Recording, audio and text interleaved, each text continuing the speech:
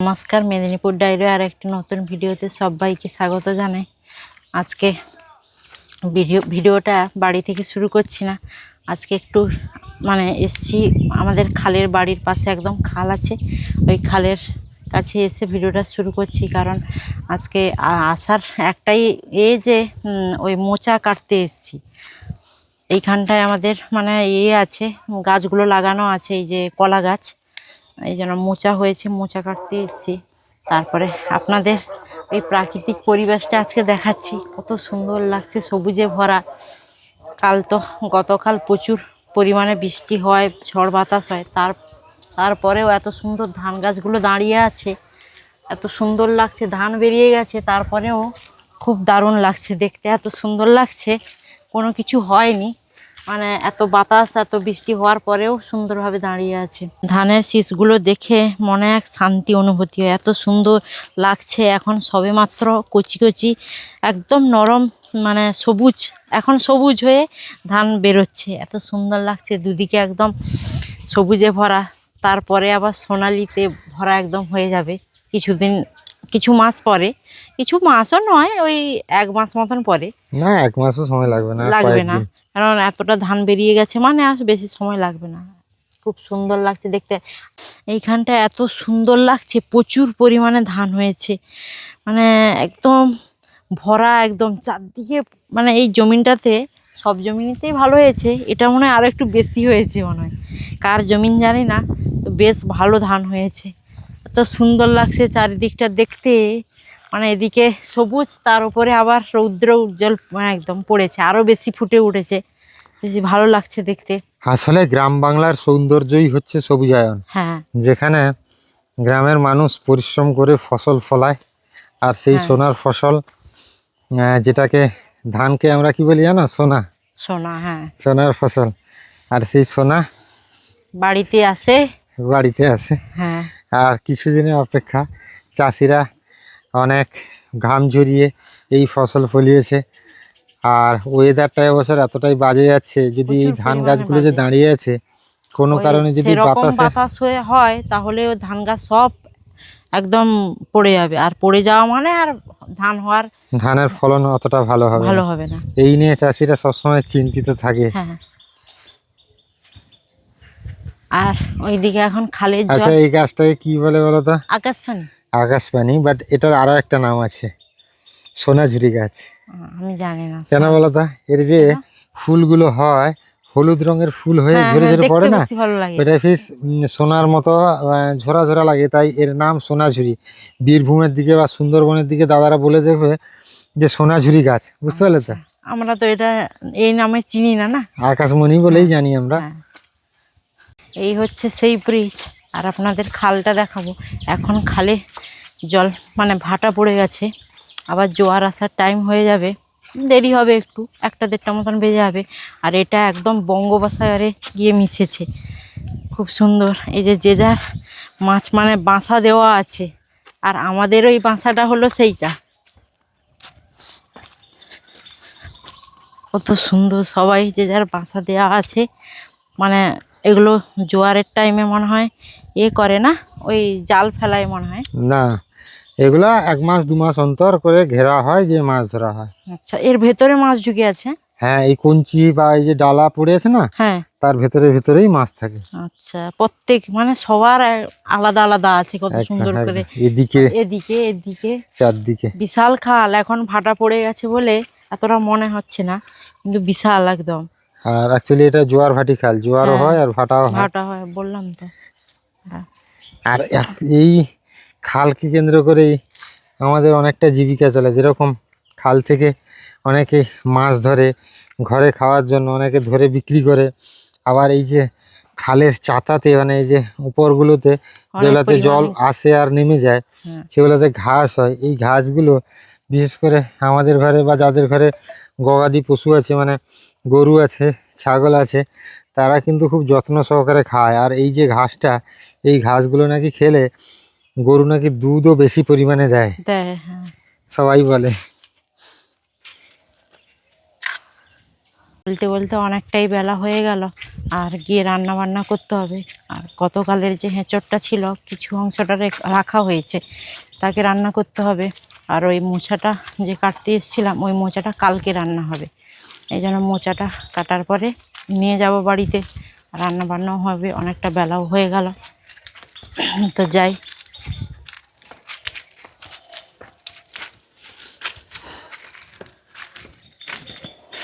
এই যে মোচা হয়েছে, মোচা কাটতে হবে।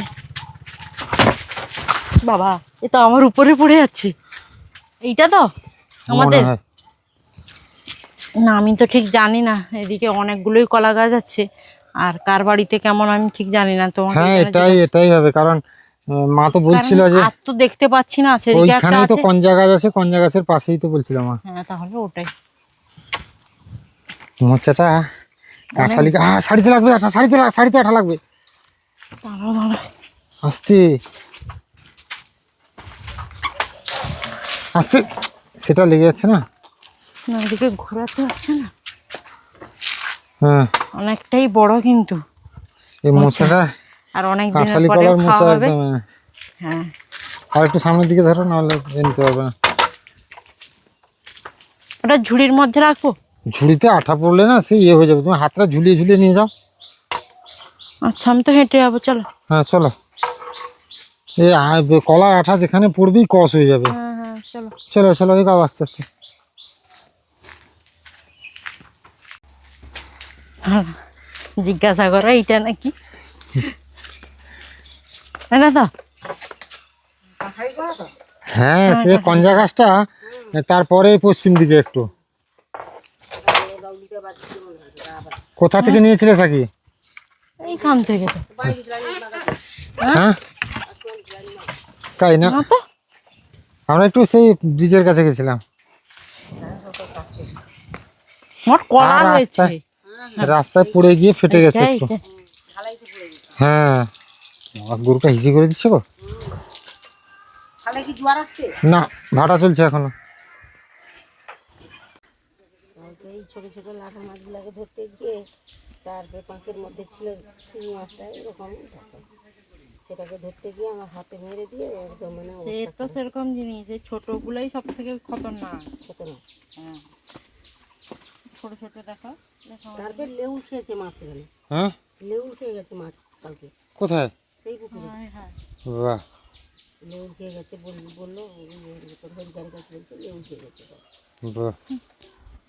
এই মাছ মাছ এবার পেটনি না, কি মাছ? পেটনি মাছ। না, এগুলোকে ভেজে পেঁয়াজ লঙ্কা দিয়ে থেতো করবে। হ্যাঁ, ছেঁচলে ভালো লাগবে, মাখা মাখা করলে, বুঝতে পারলে তো? বড় ল্যাচ সরু।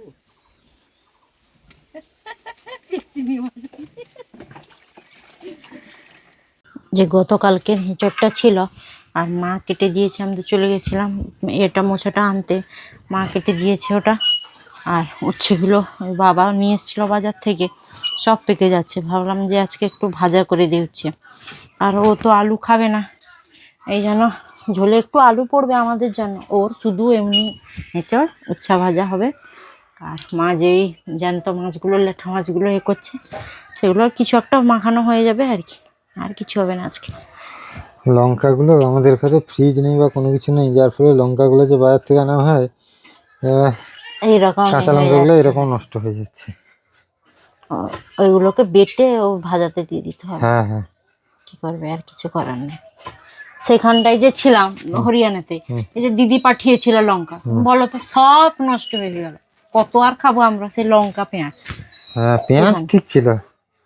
কিন্তু পেঁয়াজটা মনে হয় সে দাদার বাড়িতে রেখে হ্যাঁ দিয়েছি, হ্যাঁ হ্যাঁ, সেই বালতিতেই ছিল হ্যাঁ তো। বালতিতেই ছিল। আমি দিয়ে মাকে বলছি পেঁয়াজ দেখতে পাওনি, এত জিনিস বের করলাম, পেঁয়াজ তো নিয়েছিলাম। বলছে না, আমি খুঁজেছি পেঁয়াজ নেই। তাহলে ওই দাদার বাড়িতেই থেকে গেছে। হ্যাঁ, এই ভারীর জন্য নিয়ে আসা হয়। কতগুলো হয়ে গেছে না, এতগুলো হ্যাঁ। ভাবে নিয়ে আসবো, এমনি এইগুলো নিয়ে আসতে দম বেরিয়ে গেছে। হ্যাঁ, আর মাছটা কেটে ফেলি, তারপরে ভাত বসাবো। আজকে তো হিঁচড় করব, আর কালকে বাবা করেছিল, কালকে অনেক কিছু দিয়ে করেছিল, জানি না কেমন হবে। যাই হোক, বাড়িতে খাবো, নর্মাল হলেই চলবে। আর ওর তো বিশেষ করে মশলাপাতি সেরকম বেশি খাওয়া হবে না, এই জন্য নর্মালি করবো। কালকে বেশিরভাগটা হয়ে গেছে, আজকে কমটা, খারাপ হলেও কিছু বলবে না কেউ। আর সব হয়ে গেছে, এই যে উচ্ছা ভাজা আর ওই যে মাছের ভেজে দিয়েছি, ওটা মাখানো হবে। মাছটা ভালো করে পেঁয়াজ দিয়ে হ্যাঁ লঙ্কা দিয়ে ভালো করে থেতো করবে। হ্যাঁ, আর উচ্ছা ভাজা হয়ে গেছে, ওটাই যথেষ্ট, আর কিছু দরকার নেই। আর ঝোলটা বসাবো, দিলে রান্না শেষ। বৃষ্টির জন্য কয়েকদিন সব জ্বালানিকে সব এইখানটায় জমানো করা হচ্ছে, কারণ এত পরিমাণ বৃষ্টি, এমনিতে ধোঁয়া হচ্ছে, জ্বলছে না ঠিকঠাক, আর ভিজে গেলে তো একদমই জ্বলবে না।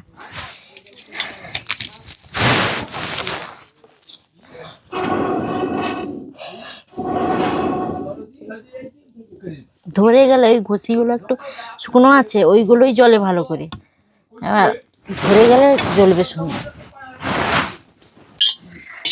কড়াইটাও গরম হয়ে আসছে, তেল দিয়ে দিব।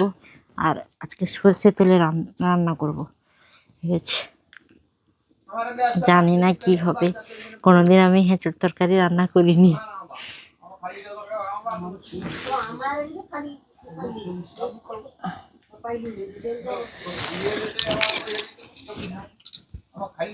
তেলটা গরম হলে সব দেবো পরপর।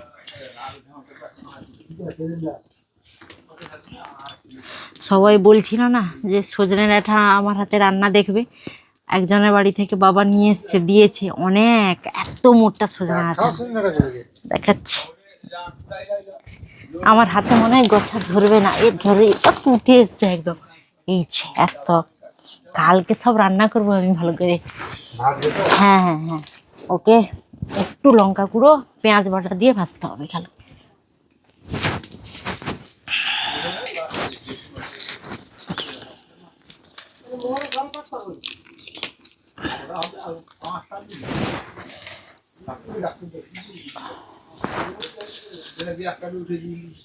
তেলও গরম হয়ে এসছে, তেজপাতা দিয়ে দিই, আর একটু এমনি জিরা ফোড়ন দেবো।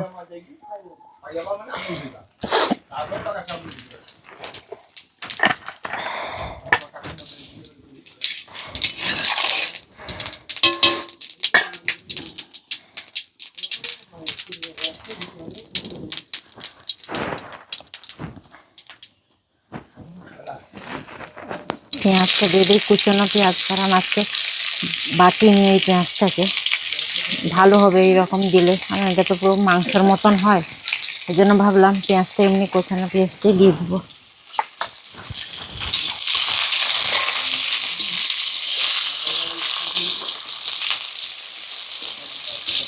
পেঁয়াজটাও হয়ে এসছে অনেকটা, এবার আদাটা দিয়ে দিব।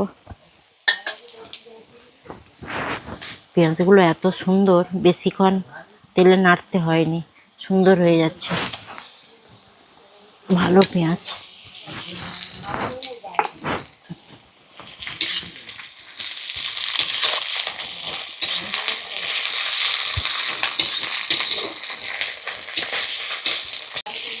আদাটাও দিয়েছি, আদাটাও কিছুটা হয়ে এলো, টমেটোটা দিয়ে দেখুন, টমেটোটা একটু গলবে না, টাইম লাগবে। আমি ভেবেছিলাম টমেটোটা হয়তো আমার খাওয়া বন্ধ হয়ে যাবে, না মানে এটাই তুমি ভাবতে। হ্যাঁ হ্যাঁ টমেটোটা ইউরিক অ্যাসিড যাদের আছে তাদের টমেটোটা খাওয়া হ্যাঁ, লবণ দিয়ে দে, না হলেও জ্বরবে না।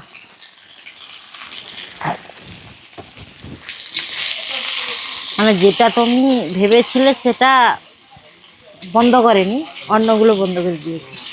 যাই হোক, কিছু হোক আর নাই হোক না হোক, মানে মাছটা তোমার বন্ধ করেনি। আর যাই হোক, ডিমও খাওয়া যাবে, ডিমের হলুদ অংশটা খাওয়া যাবে ডিম সে কুসুমটা অনেকেই খায় না, কুসুমটা খাওয়াটাও ভালো না, কি একটা বাড়ে, ভুলে যাচ্ছে, কোলেস্টেরল বাড়ে, হ্যাঁ ভালো না।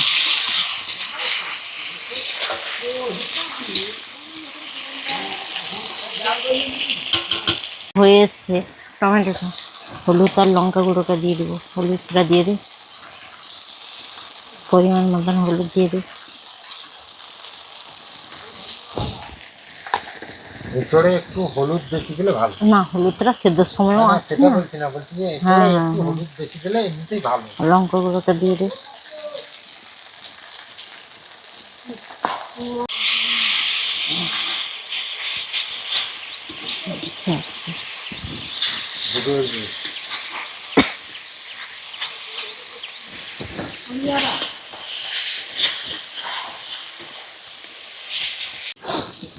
দরকার দিয়ে দিই। কি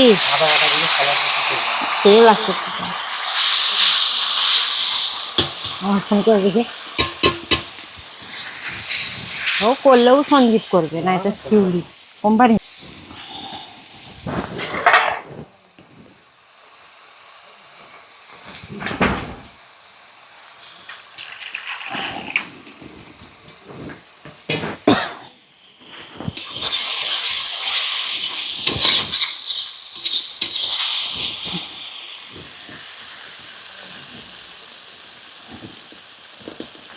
এই তো গতকালকে চিংড়ি মাছগুলো কালকে কিছু হেঁচড়ে পড়েছে, আর আজকে একটু দিয়ে দিব, ওটাকে তেলে দিয়ে দিই।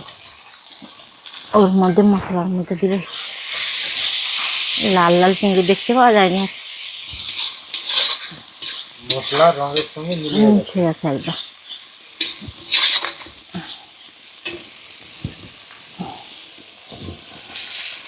চোড়ার আলুটা দিয়ে দিলাম, কষিয়ে নিয়ে এটাকে একটু।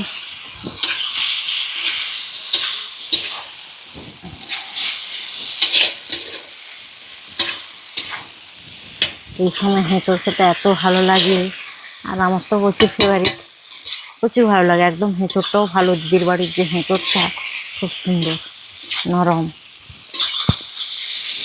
মানে যে নরমটা সুন্দর, মানে এটাই একদম উপযুক্ত উপযুক্ত যেটা হেঁচড়। খাওয়ার জন্য। হ্যাঁ, মানে খুব বেশি ইয়েও হয়নি, মানে শক্ত হয়নি, খুব না। বেশি নরমও নেই, মাঝারি অবস্থা।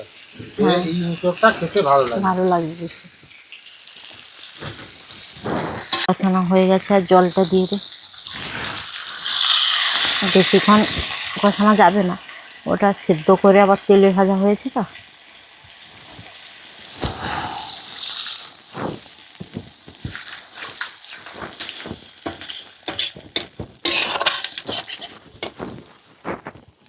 আর একটু জল দেব।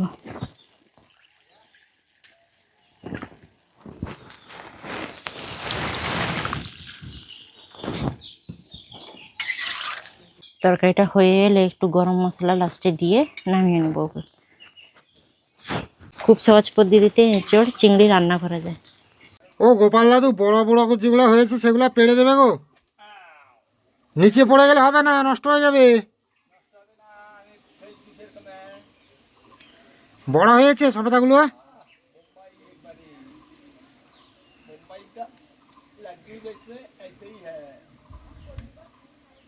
আসছে, সাবধান, হাওয়া চলছে কিন্তু।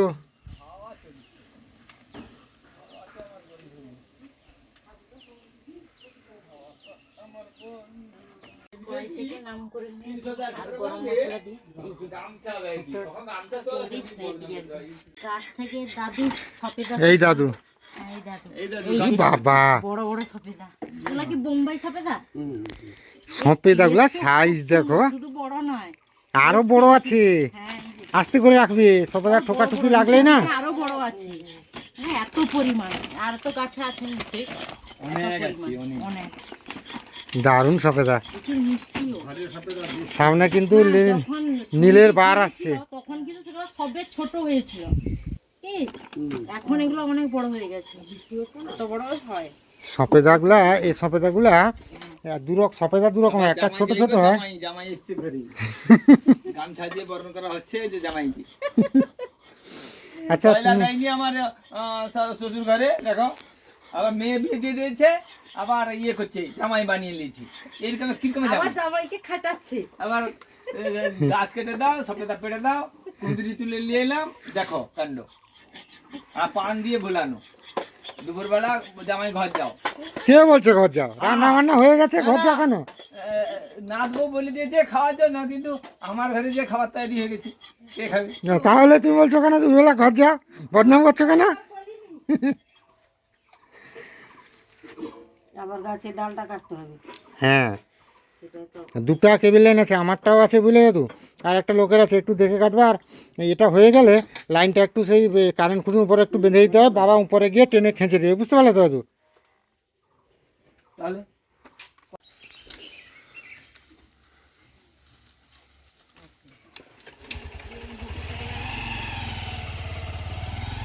সাবধানে, জিমনাস্টিক খেলা রাখা হয় নাকি? মামুলি ব্যাপার, খুল দাও। খুলবা? কলের থেকে ডালাগুলোকে কাটতে এতই ঝামেলা, সেখানে গোপাল দাদু কোনো রকম করে আছে, গাছটা ওইখান থেকে ভেঙে আছে। গোপাল দাদুর ওজন কম, হালকা বলেই সম্ভব হচ্ছে, না হলে কিন্তু সম্ভব হতো না। যাই হোক, উপর থেকে আমি, মা, বাবা তিনজনে যেটা যতটা পাচ্ছি টেনে নিচ্ছি।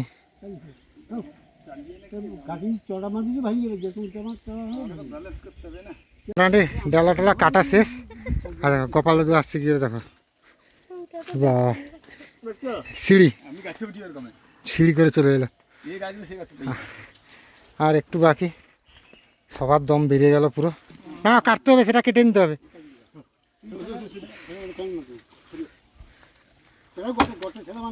মাছ হয়েছে একটু,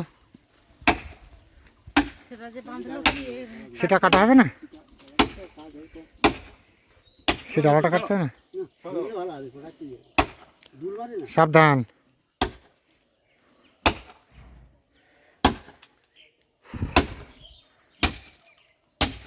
বাস,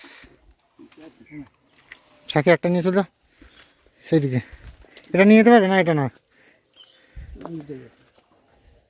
তুমি সেটা নিয়ে চলে যাও।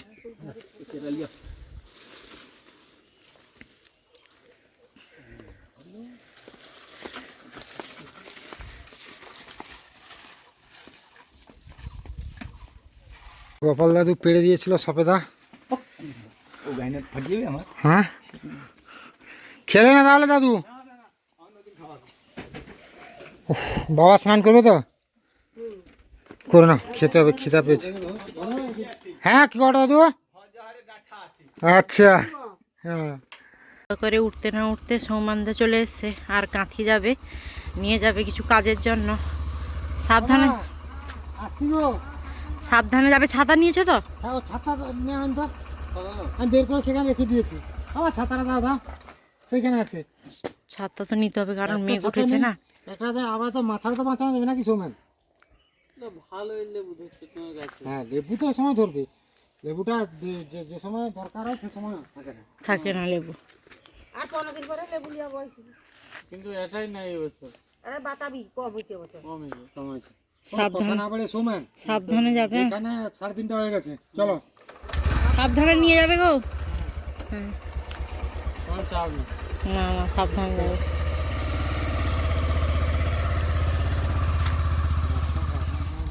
এরা যেই বেরিয়ে গেছিল, এক্ষুনি এলো, আর 11টা বেজে গেছে। আজকে রুটি সিমাই করেছি, খাবারও দিয়ে দিচ্ছে, কারণ এতটা যাবে রাস্তা আরো। না, আরো যে নিয়ে এলাম যেটা মিহিদানা, সেটা বললে না তো। হ্যাঁ, এটা তো বললাম, তাই তো আছে। কোথায় বললে তুমি?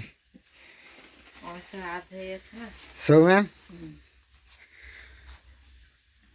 তোমার কাছে যাওয়া আছে, এই ঘুরে এলাম। কটা সে বেরিয়ে 3:30। না, 3:30 হয়নি আমার বাড়ি থেকে বেরোনো, 3:15 দিকে মনে হয় বেরিয়েছি, বা 20 দিবা, 3:30 ধরো। হ্যাঁ, এখন রাত 11টা বাজে, ভাবা যায়। যাই হোক, যেটার জন্য যাওয়া হয়েছিল সেই কাজটা হয়ে গেছে। হয়ে গেছে। হ্যাঁ, মানে কাঁথি থেকে ঘুরে এসে এগরাতে কেনা হলো। বাহ, গোটা দুনিয়া চত্বর মানে বলেই দিই সবাইকে, না কি সৌমেন? হুম। মানে সৌমেন যে ডায়ালিসিস করে কাজ করে, তাতে স্বাস্থ্যসাথী কার্ড যে ব্লক করে করতে হয়, সেখানে সৌমেনদের একটা ল্যাপটপের খুবই মানে অত্যন্ত প্রয়োজন ছিল, ঠিক তো? হুম। তো সেখানে কাঁথিতে গেছিলাম একটা সেকেন্ড হ্যান্ড ল্যাপটপ দোকানে, সেখানে মোটামুটি পছন্দ হলো না, ঠিক না সৌমেন? আর দামেও পুষালো না, এগরা এসে নিল, তারপর প্রিন্টার নেবে আরও। গিরি কম্পিউটার? না, গিরি কম্পিউটার না, অন্য কারোর কাছ থেকে নেওয়া হয়েছে। দিয়ে মোটামুটি সৌমেন পছন্দ হয়েছে তো, সেকেন্ড হ্যান্ড জিনিস যেরকম হয় আর কি, মানে কাজ হলে হলো। কাজ হলে হলো। তো এই জন্য আমাদের আজকে কাঁথি যাওয়া হয়েছিল। যাই হোক, আর ইনাকে বলা হয়েছিল যে বাড়িতে আপনি কি রান্না বান্না করছেন, আপনি একটু ভিডিও করবেন। আপনি করেননি, তার জন্য আপনাকে শাস্তি পেতে হবে। শাস্তি না, খেয়ে ঘুমিয়ে পড়বো। তারপরে শাস্তি কি আছে? যাই হোক, আর অ্যাকচুয়ালি রাতে বাড়ি এসে বলতেও খারাপ লাগছে, একটা খারাপ খবর পেয়েছি। গতকাল সকালেই বাবা মা বেরিয়ে যাবেন। ভগবানের কাছে মানে চাই যে যেন খারাপ কিছু না ঘটে। যদি রাতের ভেতরে ঘটে যায় তাহলে আর কী বলবো, মানে অনেকটাই খারাপ ব্যাপার। যাই হোক, জানাবো আগামী ভিডিওতে অবশ্যই কি হয়েছে না হয়েছে। তো আপনারা ভালো থাকুন, সুস্থ থাকুন, দেখা হবে আবার একটা নতুন ভিডিও।